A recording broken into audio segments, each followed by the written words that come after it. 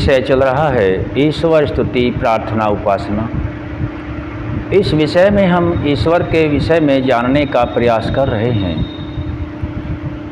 महर्षि दयानंद सरस्वती जी ने जो आर्य समाज का दूसरा नियम दिया है वह ईश्वर के विषय में है। ईश्वर सच्चिदानंद स्वरूप निराकार, आगे आता है सर्वशक्तिमान, वह परम पिता परमात्मा जिसका निज नाम ओम है, सर्वशक्तिमान है। सर्वशक्तिमान का अर्थ हम अन्यथा भी ले लेते हैं, लेकिन यहाँ सही अर्थ क्या दिया गया है?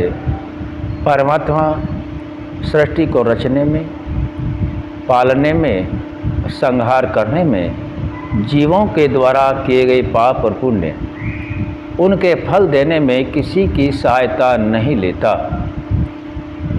परम पिता परमात्मा अपने गुण के अनुसार सर्वशक्तिमान है, अद्वितीय है, उसके समान दूसरा कोई नहीं है और वही स्वयं में सर्वशक्तिमान है, जो रचने, पालने और संहार करने, जीवों के द्वारा किए गए पाप पुण्यों के फल देने में, न्याय करने में किसी की सहायता नहीं लेता है, उसी का नाम सर्वशक्तिमान है।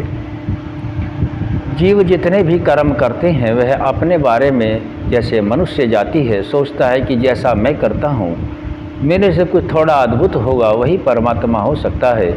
लेकिन यहाँ स्वयं के ज्ञान से कार्य नहीं लेना है। हम सभी मनुष्य जितनी भी जाति हैं उनका स्वयं का कोई विशेष ज्ञान नहीं होता है, सभी कुछ सीखना पड़ता है।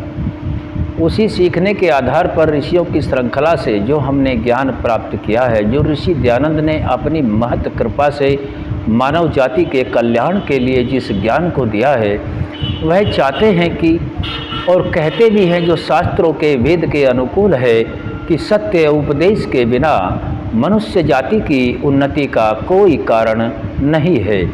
सत्य उपदेश वही है जो सत्य वक्ता हो, धर्मनिष्ठ हो, ईश्वर की वाणी वेदानुकूल हो, वही सत्य हो सकता है।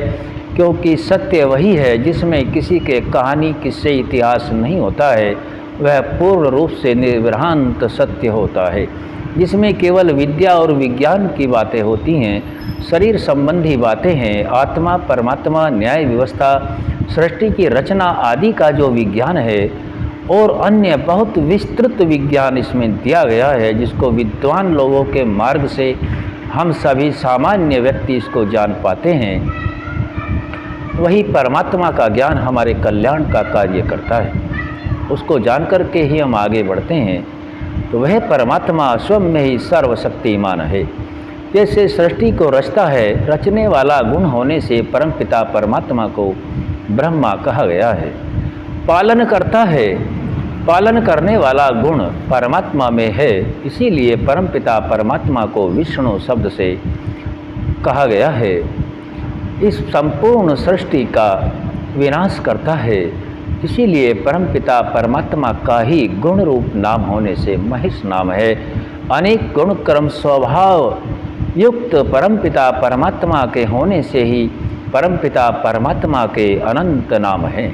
जितने गुण कर्म स्वभाव हैं वैसे ही उसके नाम भी हैं। अन्य कोई दूसरा उसके अर्थात दूसरा परमात्मा से कोई, परमात्मा स्वयं में ही अद्वितीय है, उसके समान दूसरा कोई नहीं है, वह सर्वोपरि है, परमात्मा से ऊपर कोई नहीं है।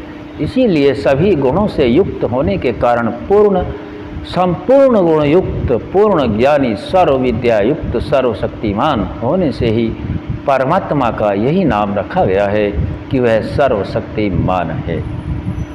सर्वशक्तिमान का अर्थ हमने यहाँ तक जाना है। ओम सम।